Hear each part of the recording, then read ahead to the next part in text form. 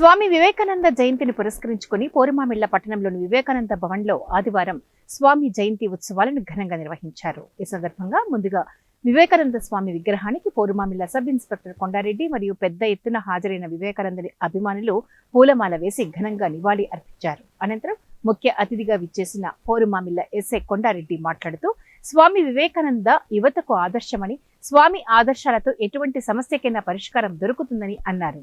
వివేకానందుడు అమెరికాలోని చికాగోలో మాట్లాడుతూ నా ప్రియమైనటువంటి అన్నదమ్ముల్లారా, అక్క చెల్లెల్లారా అనే ప్రేమపూర్వకమైన మాటతో సర్వమత మహాసభలోని ప్రవక్తల అందరి హృదయాలను జయించారని అన్నారు. భారతీయ సంస్కృతి సాంప్రదాయాలను, రామాయణ మహాభారతాల్లోని ధర్మ సూక్ష్మాలను గురించి వివేకానందుడు చికాగోలో తెలియజేసి భారతదేశ ఔన్నత్యాన్ని ప్రపంచానికి చాటి చెప్పారని అన్నారు. కార్యక్రమం అనంతరం ప్రభుత్వ వైద్యశాలలో వివేకానంద సభ్యులు, ఎస్ఐ మరియు డాక్టర్ ఆధ్వర్యంలో పేషెంట్లకు బ్రెడ్లు, పండ్లు పంపిణీ చేశారు. రామకృష్ణారెడ్డి, ఫణిరావు, శ్రీనివాసరెడ్డి, గంప శ్రీనివాసులు ఇందులో పాల్గొన్నారు. ఉదయాన్నే లేయాలని చాలా మంది లేలేము, లేకు గమ్యం చేరే వరకు విశ్రమించకు అని 5 గంటలకే లేచి చదువుకున్న స్ఫూర్తితో అని ప్రతి ఒక్కరికి ఒక్కొక్క సూక్తి ఒక్కొక్కరికి ఉపయోగపడుతుంది. ఎన్నో సూక్తులు ప్రతి ఒక్కరికి భగవద్గీతలో ఏ సూక్తి ఏ విధంగా ఉపయోగపడుతుందో అదే విధంగా వివేకానంద సూక్తులు కూడా ప్రతి ఒక్కరికి ఉపయోగపడతాయి. యువతకు చాలా అవసరం. ఎందుకంటే సోమరిపోతుగా కాకుండా నిరంతరం కష్టపడం.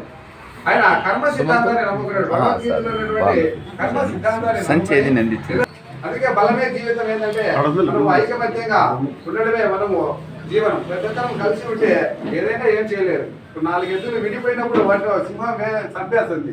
అదే 4 ఎద్దులు ఒకే విధంగా ఐకమత్యంతో కలిసి ఉన్నప్పుడు దాన్ని ఏం చేయలేవు, ఆ ఎద్దులు ఏం చేయలేవు. అదేవిధంగా మనం కూడా మన భారతీయులమంతా ఐకమత్యంతో మెలిగి మనము మంచి ఈ యొక్క భవనాన్ని కూడా బాగా నిర్మించుకున్నాం.